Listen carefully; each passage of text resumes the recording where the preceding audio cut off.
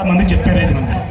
మీకంటూ ఒక కుర్చీ ఇస్తారుగా, ఆ కుర్చీ దగ్గర తక్కి టవల్ వేసుకోండి, అక్కడే చెప్పులు ఇప్పి ఆశీర్వచనం చేయండి. ఎందుకు ఆశీర్వచనం కోసం పిలుస్తారో తెలుసా? మీ ఇంట్లో భోజనం లేక పెట్టింది వాళ్ళు.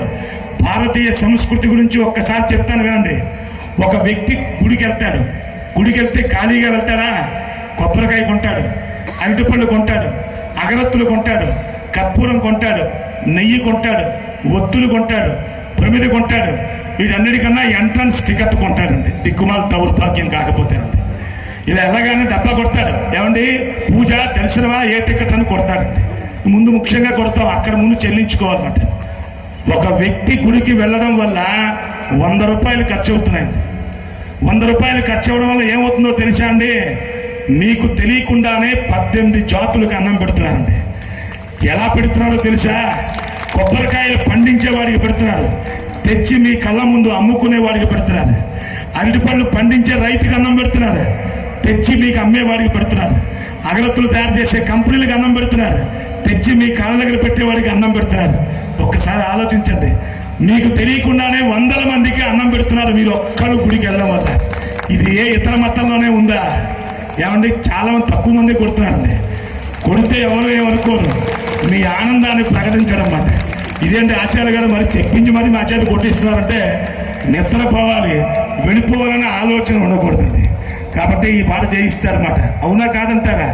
ఒక్కడు గుడికి కానీ వెళితే మీ 100 మంది. ఇప్పుడు దేవాదాయ ధర్మాదాయ శాఖ బాగా బతుకుతున్నారు మీరు ఇచ్చిన డబ్బులతో బ్రహ్మాండంగా. ఒక గుడిలో 10 మంది అర్చకులు ఉంటే 1000 మంది స్టాఫ్ ఉంటున్నారండి. మరి వాళ్ళకి జీతాలు మాత్రం ఎక్కడి నుంచి వస్తాయి? మీరు ఎక్కడ ఇలాంటి ధార్మిక కార్యక్రమాలకి డబ్బులు లేవంటారు, ఉండీలో మాత్రం కోట్లు వేస్తారు. ఇంత పెద్ద కార్యక్రమానికి ఎవరిస్తే జరిగింది, ఎవరి ప్రాణ జరిగింది? లోపలున్న వాడు స్వామివారి మాట. యథార్థం నమ్మండి. భగవంతుడు ఇచ్చినటువంటి గొప్ప అవకాశాన్ని వినియోగించుకోండి. ధర్మం యందు శ్రద్ధ కలిగి ఉండే ప్రయత్నం చేయండి. చేసే పని నాకు నచ్చినట్టు చేయకండి, మీకు నచ్చినట్టు చేయకండి, శాస్త్రం చెప్పినట్టు చేయండి. ఇతర మతాలు వాళ్ళు వాళ్ళ గ్రంథాన్ని గౌరవిస్తున్నారు, వాళ్ళ సంప్రదాయాన్ని గౌరవిస్తున్నారు, వాళ్ళ మతం చెప్పిన విధంగా నడుచుకుంటున్నారు. కానీ మనం సంప్రదాయాన్ని గౌరవించాం, శాస్త్రాన్ని గౌరవించాం. నాలాంటి వాడు అదిగో కేశాంగుడి పంతులు రా అని చెప్పి ఏకవచనంతో పిలుస్తాం. ఇంతకన్నా దౌర్భాగ్యం ఇంకేమైనా ఉందో చెప్పండి? ముందు ప్రేమగా మాట్లాడతాం, వెనకాతలు గోతులు తవ్వుతాం. ఇదే కదా మనిషి తాలూకా నైజం. నాకు నటించడం రాదంటాం, కానీ సినిమా యాక్టర్ కన్నా మనమే బాగా నటిస్తాం. యథార్థం ఇది. వచ్చిన వాడిని ఓహో ఇంద్రుడు చంద్రుడు అంటాం, ఆయన తిరగగానే ఆయన కన్నా దౌర్భాగ్యుడు ఇంకోటి లేడండి అంటాం. ఇది మన తాలూకా స్థితి మాట అండి. యథార్థం నమ్మండి ఈ మాట. ఎందుకు ఈ మాట మీకు మనవి చేస్తున్నాను? వెంకటేశ్వర స్వామి వారి సాక్షిగా ఆయన్ని నమ్మండి, విశ్వాసంగా నమ్మండి. శాస్త్రం చెప్పినట్లుగా నీ కుమార్తె పెళ్లి ఎవరైతే చేసుకుంటారో ఆ కన్యాదాన ఫలం సామాన్యమైన ఫలం కాదటండి. బ్రహ్మలోకంలో స్థిరస్థానంగా ఉండేటటువంటి అవకాశం. ఆడపిల్లని కన్యాదానం చేయడం వల్ల కార్తీక పురాణం చెప్పినటువంటి గొప్ప మాట అండి. నీ తండ్రి, నీ తాత, నీ ముత్తాత పాపాలు చేసి నరకలోకంలో ఉంటే ఉత్తముడైనటువంటి మహానుభావుడికి ఒక పిల్లని కానిచ్చి వివాహం చేస్తే నరకలోకంలో ఉన్న నీ తాత, నీ తండ్రి ఉద్ధరింపబడతారని శాస్త్రం చెప్పింది. నమ్మండి ఈ మాట. ఆడపిల్ల కన్యాదానం అంత గొప్పది. దాని ఇవాళ అపహాస్యం అయిపోయింది. ఎంతసేపు లైటింగ్లు, ఫ్లడ్ లైట్లు, ఏర్పాట్లు, భోజనాలే తప్ప ఆ బ్రాహ్మడికి కనీసం విలువ లేదు. మంత్రాన్ని పట్టించుకునేవాడు లేడు. శాస్త్రబద్ధంగా కార్యక్రమం చేయాలనేటువంటి ఆలోచన లేదు. ఒక్కసారి ఆలోచించండి. స్వామివారి దగ్గర మీ అందరికీ విజ్ఞప్తి చేస్తున్నాను. నిశ్చితార్థం చేసుకుంటున్నాం, ఆడపిల్లను ఒక పక్క మగపిల్లని ఇద్దరికి దండలు మార్చేస్తున్నాం, ఆశీర్వచనం చేసేస్తున్నాం. ఎక్కడ చెప్పింది నిశ్చితార్థంలో అలా చేయమని చెప్పి? శాస్త్రం చెప్పలేని పనులు చేస్తున్నాం. దానివల్ల అల్పాయుష్కులు అయిపోతున్నాం. మనం 120 సంవత్సరాలు బతకాల్సిన వాళ్ళు 20 ఏళ్ళకే చచ్చిపోతున్నాడు. నమ్మండి. ఇతర మతాల వాళ్ళకి మనకి వాళ్ళని తిట్టను, నేను ఎప్పుడూ తిట్టను.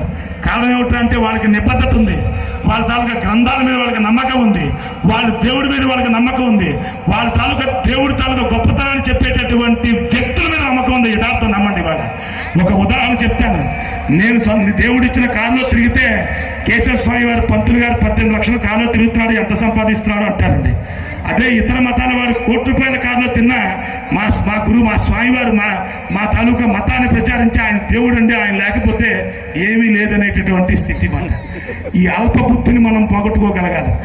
ధర్మం యందు చిత్తశుద్ధిని కలిగించే ప్రయత్నాన్ని ఆరంభించాలి. అప్పుడే మహాభాగ్యం కలుగుతుంది. అదిగో స్వామివారికి చక్కగా అగ్ని ప్రతిష్టాపన కైంకర్యాన్ని ఆచార్యముఖ్యంగా చేశారు.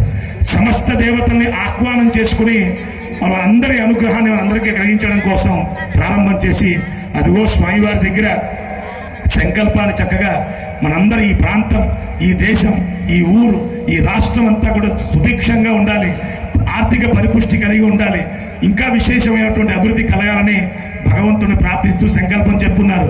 ఇప్పుడు మీ అందరి చేత గురువు గారు చెప్పిస్తారు సంకల్పాన్ని. మీ అందరూ ఈ సంకల్పాన్ని భక్తిగా చెప్పండి. ఇవాళ రోజు మళ్ళీ రాదు. 2 మాసాలు కష్టపడితే ఇంత పెద్ద ఏర్పాటు జరిగింది. వివిధ ప్రాంతాల నుంచి భక్తులు, చోడవరం, నాటోల్ని చోడవరం ఇక్కడే కాదు, ఎన్నో ప్రాంతాల నుంచి భక్తులు డబ్బులు ఇస్తే ఈ కార్యక్రమం జరిగింది. మళ్ళీ జరుగుతుందని నాకైతే అవకాశం లేదు. మేము అనుకున్న 3 సార్లు స్వామి చేయించాడు. ఇక తర్వాత భగవంతుడు అనుగ్రహం.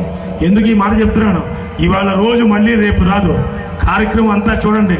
స్వామి చెప్పినటువంటి సంకల్పాన్ని, వెంకటేశ్వర స్వామి వారి సంకల్పాన్ని చెప్పండి. మీ మనస్సులో ధర్మబద్ధమైన కోరికలు నెరవకపోతే నన్ను అడగండి. ఆయన దయా సముద్రుడు. ఆయన కన్నా గొప్ప దేవుడు ఇంకొకటి లేడు. అంటే విశేషం అంతకన్నా ఇంకేం లేదు. బ్రహ్మాది దేవతలైతే అర్చన అందుకున్నటువంటి మహానుభావుడు వెంకటేశ్వర స్వామి వారు. ఆయన ఎందుకు పూర్ణమైన భక్తి చేత ఆ సంకల్పాన్ని మనం అందరూ చెప్తాం, గట్టిగా చెప్తాం. లక్ష్మీరమణ గోవింద.